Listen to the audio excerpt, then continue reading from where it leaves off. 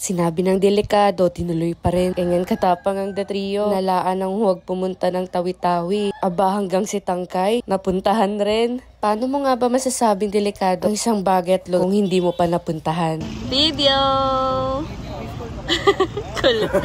At sila ay mga taga rito rin sa Tawi-Tawi. Sama natin silang pupunta ng si Tangkay. Sakay nitong speedboat ay napakalayo rin ng si Tangkay na kahit sila ay first time rin makakarating. Okay. Ano po ito? Kamote. Ang init. Hindi naman halata, pero ang hihilig nilang kumain, busog sa buong biyahe.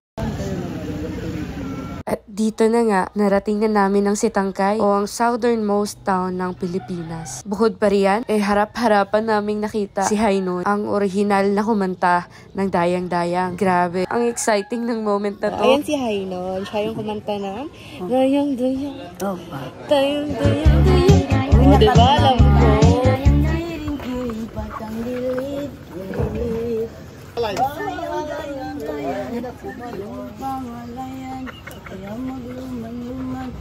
After namin makipag-bonding kay Hainon, isinimula na ulit namin mag-ikot dito sa floating market. Kaya nga kilala rin sila bilang Venice of the South. Alam niyo ba, ang nakakatuwa sa natuklasan ko dito ay hindi sila gumagamit ng timbangan. Per tumpok lang sila katulad ng mga isda.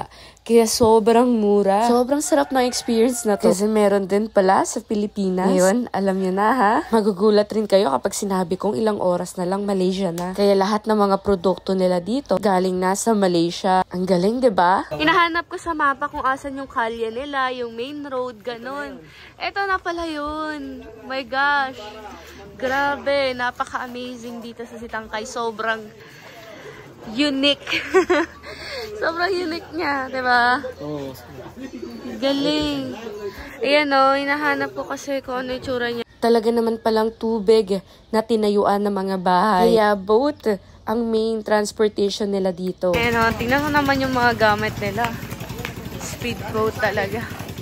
Kung may Land Cruiser B-Bike sa Manila, meron naman sila ditong magagarang speedboat. At ang cute pala ng mga estudyanteng to. Dito na rin pala kami natulog, kaya nagkaroon kami ng chance na makita ang floating market sa umaga. Ang daming produkto, lalo na mga seafoods. Tapos ang mumura pa, hindi ka talaga dito magugutom. Bili tayo ng crabs.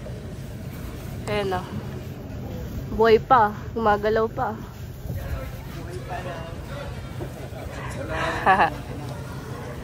Assalamualaikum. 300 pesos lahat yon. Ang payapa naman dito, sobrang nakaka-excite. At ito yung mga dapat nating pinapatunayan, that we can never judge a place unless napuntahan na natin. Ang lupit ng experience na to. Lagi kong ang sinasabi, hindi to mapapantayan. Basta-basta, ang solid, grabe. Ano, tara G?